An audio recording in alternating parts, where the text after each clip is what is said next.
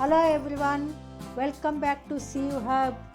ನಾವಿವತ್ತು double puff sleeves ಹೇಗೆ cutting ಮತ್ತು ಸ್ಟಿಚಿಂಗ್ ಮಾಡೋದು ಅಂತ ನೋಡೋಣ.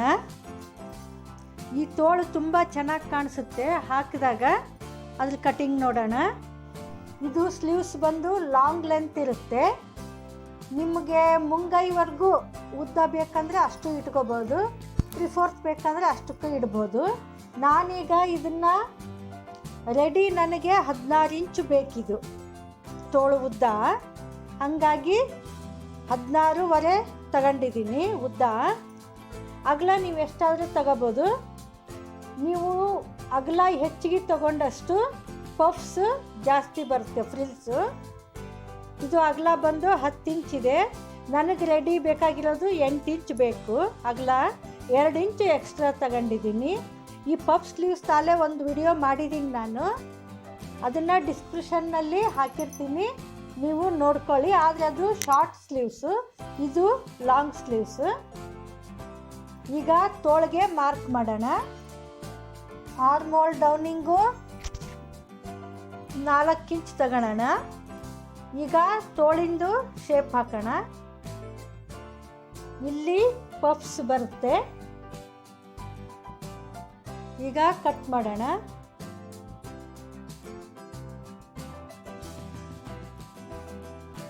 ಈಗ ಇದು ಸ್ಲೀವ್ಸ್ ಕಟಿಂಗ್ ಆಯಿತು.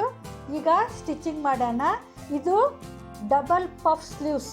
ಇಲ್ಲಿಗೊಂದು ಪಫ್ ಬರುತ್ತೆ, ಇಲ್ಲೊಂದು ಪಫ್ ಬರುತ್ತೆ. ನಿಮಗೆ ಇದು ಹೇಗೆ ಕಾಣಿಸುತ್ತೆ ಅಂತ ಸ್ಟಿಚ್ ಮಾಡಿ ತೋರಿಸ್ತೀನಿ. ಈಗ ನಾವು ಈ ಸ್ಲೀವ್ನ ಸ್ಟಿಚ್ ಮಾಡೋಣ. ಮೊದಲಿಗೆ ಇಲ್ಲಿ ನೆರಿಗೆ ಮಾಡ್ಕೊಳ್ಳೋಣ. ಪಫ್ ಮಾಡಬೇಕಲ್ಲ, ಸಣ್ಣದಾಗಿ ನೆರಿಗೆ ಮಾಡ್ಕೊಳ್ಳೋಣ. ನೀವು ಬ್ಲೌಸ್ಗೆ ಅಟ್ಯಾಚ್ ಮಾಡ್ತಾನೂ ಫ್ರಿಲ್ಸ್ ಕೊಡ್ಬೋದು, ಹಾಗೆ ಸಪ್ರೇಟು ಮಾಡ್ಕೋಬೋದು. ನಾನು ಸಪ್ರೇಟಾಗಿ ಮಾಡಿ ತೋರಿಸ್ತೀನಿ.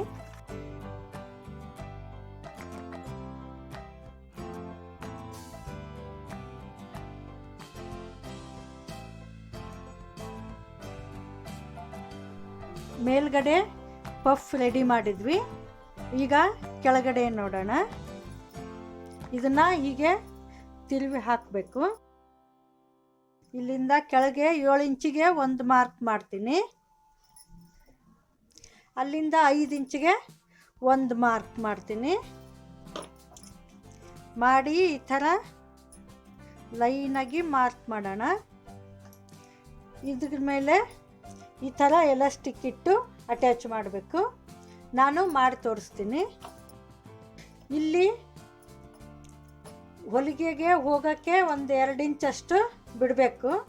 ಮಾರ್ಜಿನ್ಗೆ ಬಿಟ್ಟು ಈ ಕಡೆಯಿಂದ ಹಚ್ಕೊಳ್ಳೋಣ. ಈ ಥರ ಎಳೆದು ಹೊಲಿಗೆ ಹಾಕಬೇಕು. ಈ ಥರ ಎಳೆದು ಹೊಲಿಗೆ ಹಾಕ್ತಾ ಹೋಗಬೇಕು. ಇಲ್ಲಿ ಕೆಳಗಡೆ ಇನ್ನೊಂದು ಮಾರ್ಕ್ ಮಾಡಿವಲ್ಲ, ಅಲ್ಲೂ ಎಲಾಸ್ಟಿಕ್ ಇಟ್ಟು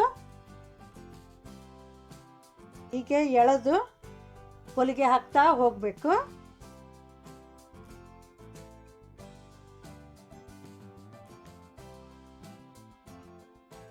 ಈ ಥರ ಡಬಲ್ ಪಫ್ ಬಂತು. ಇಲ್ಲಿ ಎಡ್ಜ್ಗೆ ನಾವು ಈ ಥರ ಚಿಕ್ಕದಾಗಿ ಮಡಚಿ ಹೊಲಿಗೆನೂ ಹಾಕ್ಬೋದು, ಇಲ್ಲ ಪಿಕೋನು ಮಾಡ್ಬೋದು. ನಾನು ಇದಕ್ಕೆ ಪಿಕೋ ಮಾಡ್ತೀನಿ. ನಾನೀಗ ಇಲ್ಲಿ ಎಡ್ಜ್ಗೆ ಪಿಕೋ ಮಾಡಿದ್ದೀನಿ. ಈಗ ಈ ತೋಳನ್ನ ಸ್ಟಿಚ್ ಮಾಡೋಣ. ಹೀಗೆ ತಿರುಗಿಸಿ ಇದ್ರ ಫೈನಲ್ ಲುಕ್ ಹೇಗೆ ಅಂತ ನಿಮಗೆ ಹೊಲಿಗೆ ಹಾಕಿ ತೋರಿಸ್ತೀನಿ.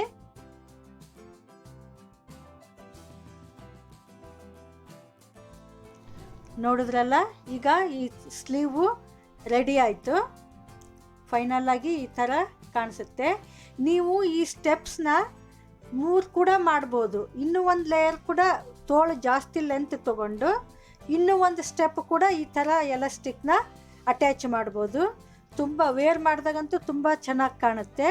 ನಾನು ಈ ಥರ ಒಂದು ಬ್ಲೌಸ್ನ ಸ್ಟಿಚ್ ಮಾಡಿದ್ದೀನಿ. ನಿಮಗೆ ಆ ಬ್ಲೌಸ್ನ ತೋರಿಸ್ತೀನಿ. ನೋಡಿದ್ರಲ್ಲ, ನಾನು ಬ್ಲೌಸ್ ತೋರಿಸ್ತೀನಿ ಅಂತ ಹೇಳಿದ್ನಲ್ಲ, ಇದೇ ಅದು ಬ್ಲೌಸು. ಡಬಲ್ ಪಫ್ ಸ್ಲೀವ್ಸ್ ಬಂದಿದೆ ಇದು. ಈ ಥರ ಕಾಲರ್ ನೆಕ್ ಇಟ್ಟಿದ್ದೀನಿ. ಇದಕ್ಕೆ ಪ್ರಿನ್ಸಸ್ ಕಟ್ಟಿದ್ದು, ಇಲ್ಲಿ ಬೆಲ್ಟ್ ಕೊಟ್ಟಿದ್ದೀನಿ, ಮತ್ತು ಹಿಂದ್ಗಡೆ ಈ ಸ್ಟ್ರಿಪ್ ಅಟ್ಯಾಚ್ ಮಾಡಿದ್ದೀನಿ. ಇದ್ರ ವಿಡಿಯೋ ನಿಮಗೆ ನೆಕ್ಸ್ಟ್ ಹಾಕ್ತೀನಿ ನಾನು, ನೋಡಿ. ನೋಡಿದ್ರಲ್ಲ, ಬ್ಲೌಸ್ ತುಂಬ ಚೆನ್ನಾಗಿ ಬಂದಿದೆ. ಈ ವಿಡಿಯೋ ನಿಮಗೆ ಇಷ್ಟ ಆಯಿತು ಅಂತ ಅಂದ್ಕೊಂಡಿದ್ದೀನಿ. ದಯವಿಟ್ಟು ಸಬ್ಸ್ಕ್ರೈಬ್ ಮಾಡಿ, ವಿಡಿಯೋ ನೋಡಿ, ಹಾಗೆ ಶೇರ್ ಮಾಡಿ, ಕಮೆಂಟ್ ಕೂಡ ಮಾಡಿ. Thanks for watching.